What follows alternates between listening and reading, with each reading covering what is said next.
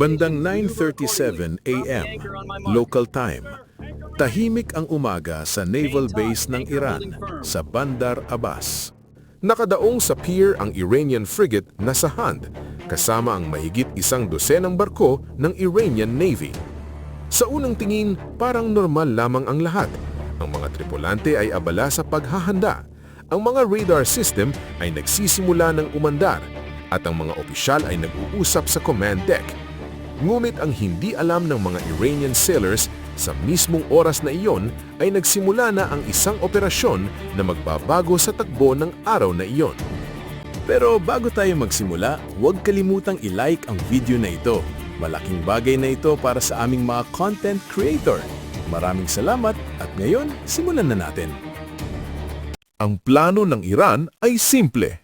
Ipakita ang lakas ng kanilang navy at posibleng kontrolin ang Strait of Hormuz, isa sa pinakamahalagang daanan ng langis sa buong mundo. Ngunit habang naghahanda ang mga barko ng Iran, may ibang plano ang kabilang panig ng dagat.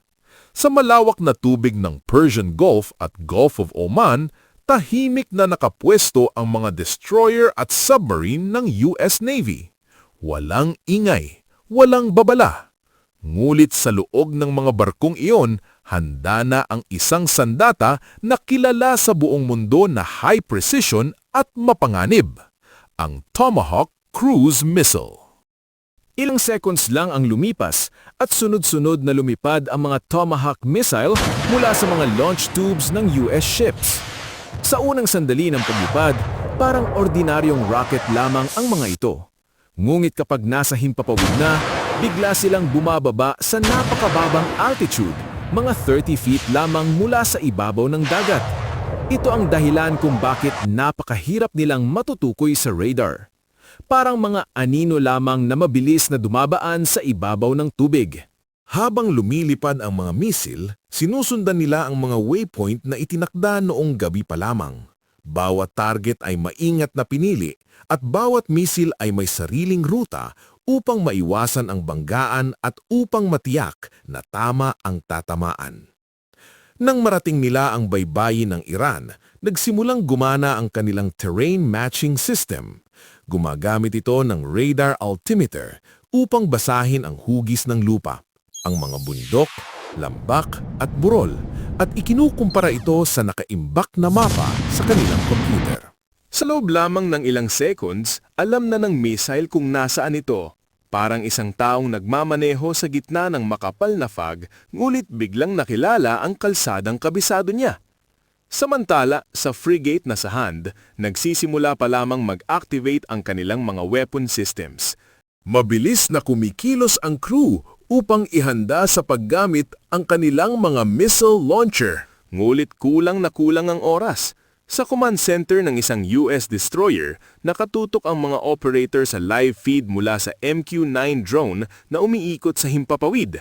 Kitang-kita sa kanilang screen ang pier ng Bandar Abbas at ang mga barkong nakadaong doon. 2 minuto na lamang bago tumama ang unang missile. Wala nang maaring gawin ang mga operator kundi magbilang. At pagkatapos, biglang nagliwanag ang screen. Noong 9:55 a.m., tumama ang unang Tomahawk missile. Isang malakas na pagsabog ang yumanig sa harbor. Sa loob lamang ng ilang segundo, makapal na itim na usok ang bumalot sa frigate na Sahand. Sinundan pa ito ng mga secondary explosion, tanda na tinamaan ang mga fuel tank o mga bala sa loob ng barko. Hindi man lang nagkaroon ng pagkakataon ang mga Iranian crew na magpaputok ng kanilang missile systems.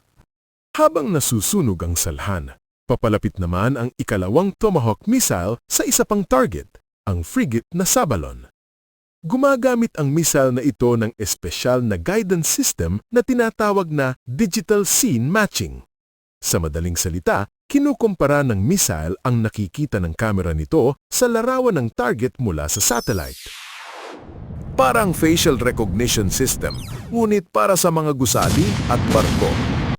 Kung matakpan ng usok ang larawan, maaaring magkamali ang missile. Ngunit makalipas ang mahigit 1 minuto, tumagos ang missile sa bridge ng Sabalon at isang napakalakas na pagsabog ang sumunod. Ang Sabalon ay isang barkong may mahabang kasaysayan. Noong dekadang 980, nakaligtas ito sa isang malaking bomb attack at naituwid pauwi bilang simbolikong diplomatic gesture. Ngunit matapos ang halos 4 na dekada, natapos na rin ang kanyang swerte. Habang nangyayari ang mga ito, may isa pang mas malaking banta na nagsisimula ng kumilos. 3 milya sa hilaga ng nasusunog na pier, may isang napakalaking barko na ginawang drone carrier. Ito ay bahagi ng arsenal ng Islamic Revolutionary Guard Corps. Mula sa deck ng barkong ito, sunod-sunod na inilulungsad ang mga Shahed 136 drones. Ang mga drone na ito ay maliit ngunit mapanganib. Bawat isa ay may warhead at maaaring ipadala sa target na daan-daang kilometro ang layo. Bawat segundo na nananatiling operational ang barkong ito ay dagdag na drone na papunta sa mga barko ng US Navy. Ngunit may naghihintay na rin sa kanila. Sa himpapawid, 2 FA-18 Super Hornet ng US Navy ang papalapit. Sa ilalim ng kanilang pakpak ay isang spesyal na sandata, ang LRASM o Long Range Anti-Ship Missile. Ang missile na ito ay may timbang na halos 2,500 pounds at may dalang 1,000-pound warhead. Kaya nitong tumama sa target mula sa mahigit 500 miles ang layo. Ngunit ang tunay na nakakatakot dito ay ang kanyang artificial intelligence system. Hindi ito umaasa sa GPS, hindi rin ito kailangang kontrolin ng piloto. Kapag pinakawalan ito, kaya nitong hanapin at piliin ang sarili nitong target gamit ang passive sensors na nakikinig sa radar at radio signals ng kalaban. Sa sandaling pinakawalan ng piloto ang missile, parang isang mangangaso na pinakawalan sa kagubatan at hindi na ito maaaring tawaging pabalik.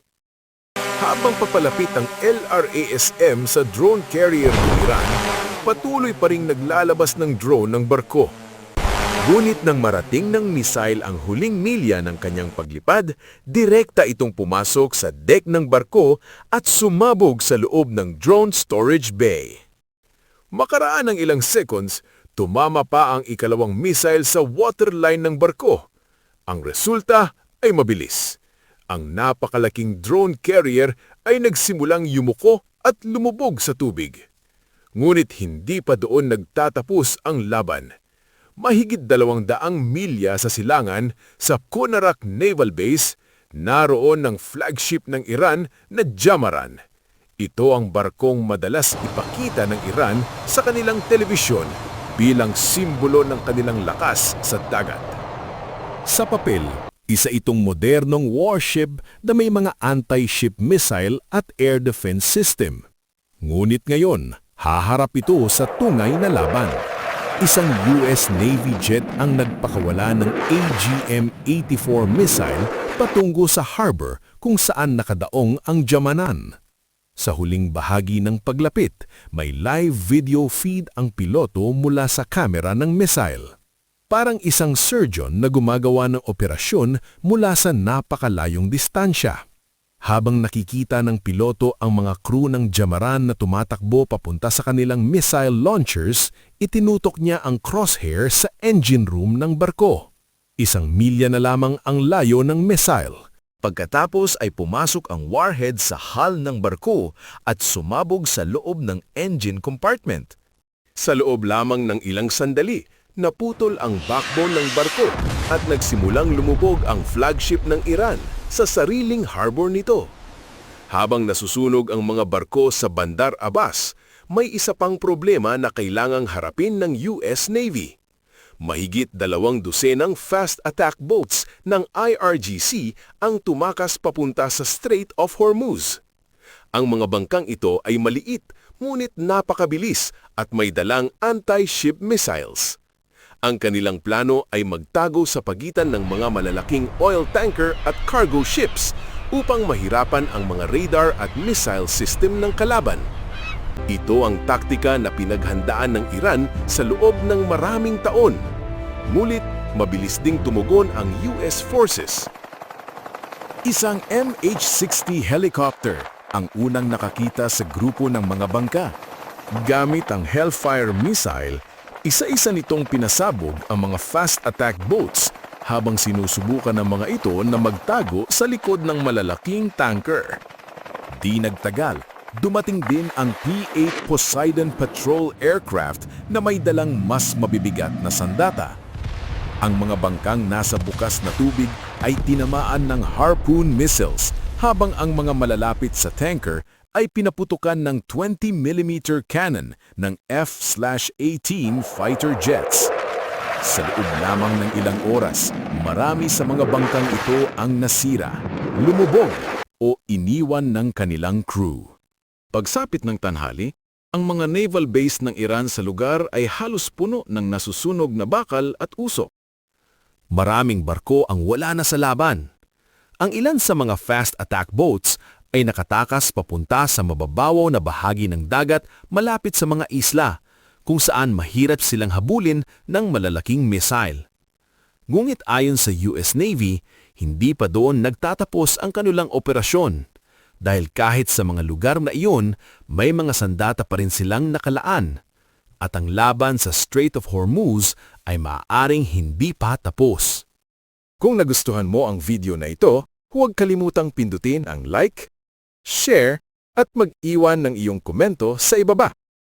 Para sa mas marami pang kapanapanabig na kwento, military updates at real-life scenarios, i-follow at i-like ang aming page para lagi kang updated. I-click na rin ang follow at i-on ang notifications para hindi mo ma-miss ang susunod naming mga uploads. Maraming salamat sa panonood. Kita-kits sa susunod na video.